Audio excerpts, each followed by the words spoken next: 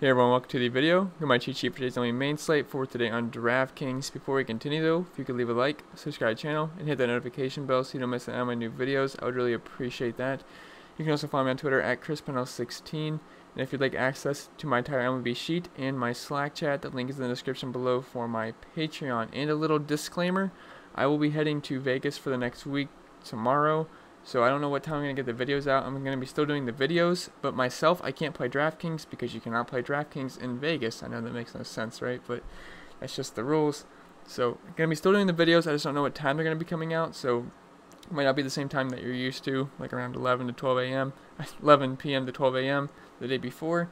So just a little disclaimer if you're wondering where the videos are at. I'm still going to be posting them as long as everything works out. But that's just the plan for right now.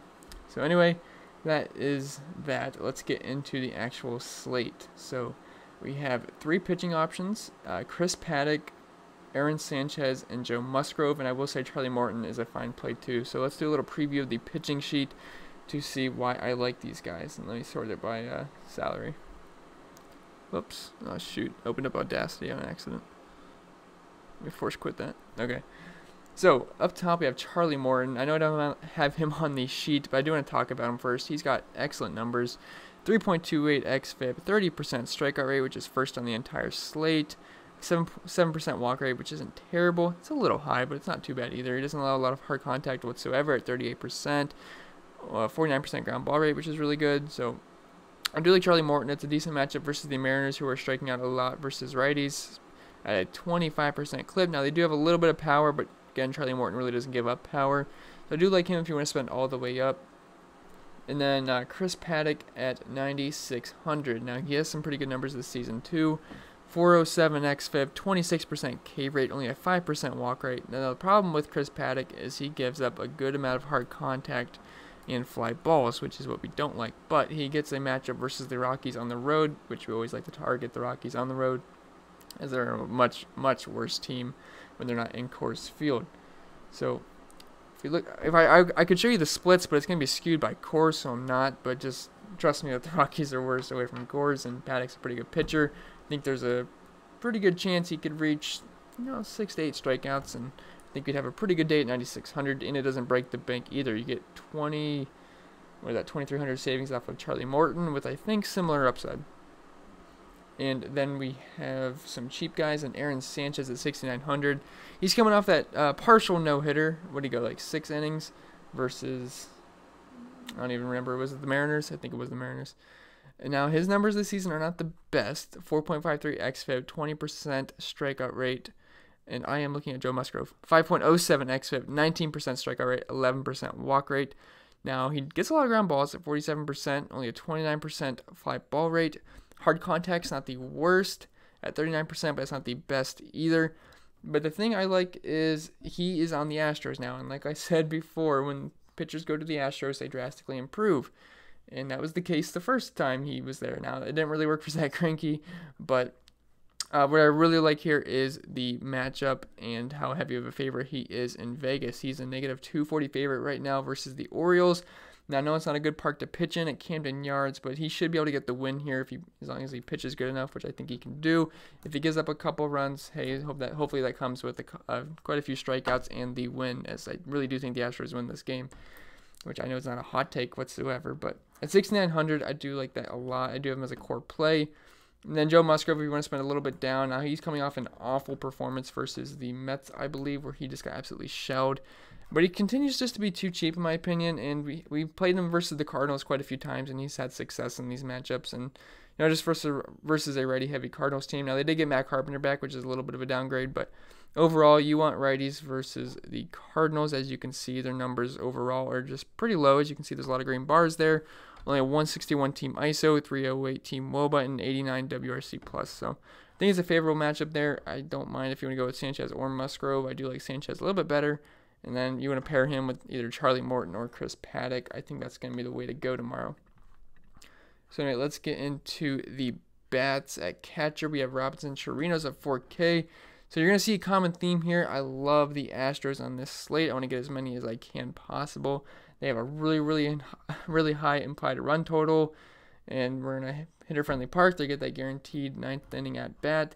So give me all the Astros I can handle versus Aaron Brooks. Aaron Brooks is pretty much the same versus righties and lefties. He's bad versus both sides.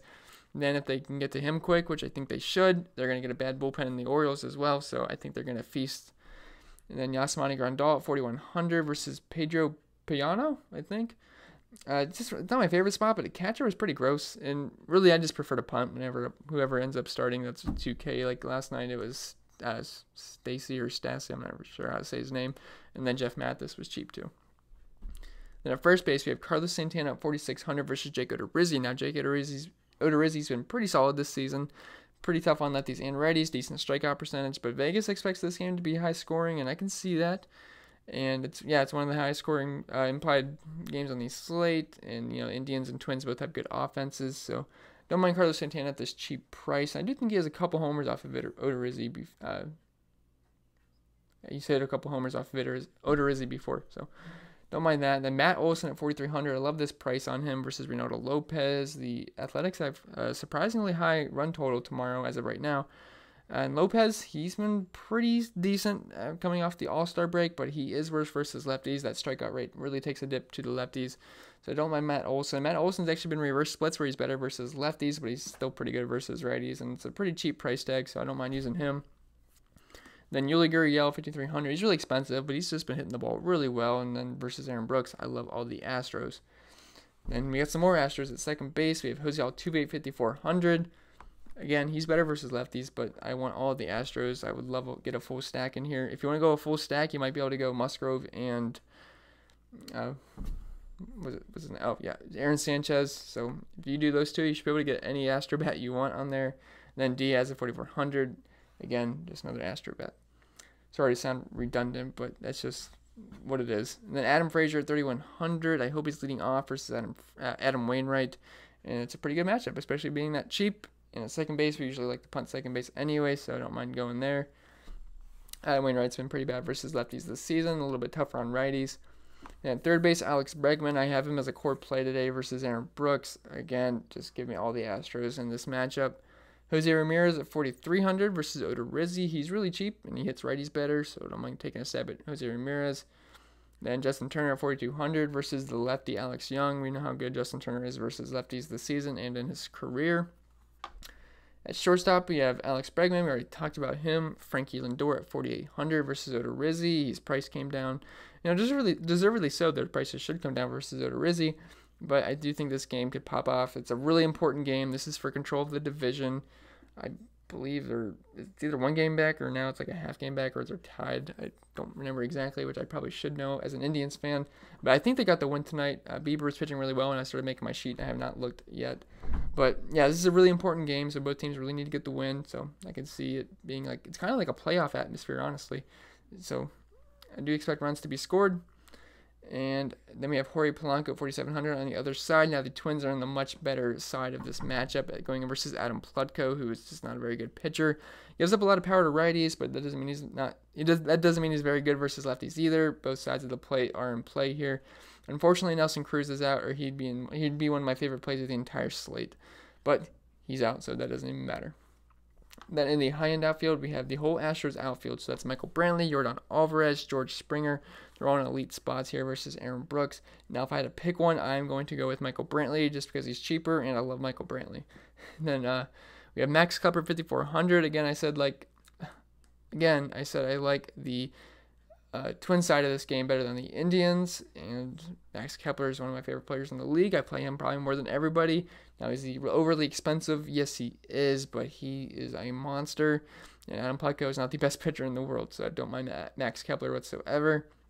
And Eddie Rosario, he's like the light version of Kepler, and he's 4,800, so you get a nice savings off of that same matchup. And then after this, outfield was kind of sucky.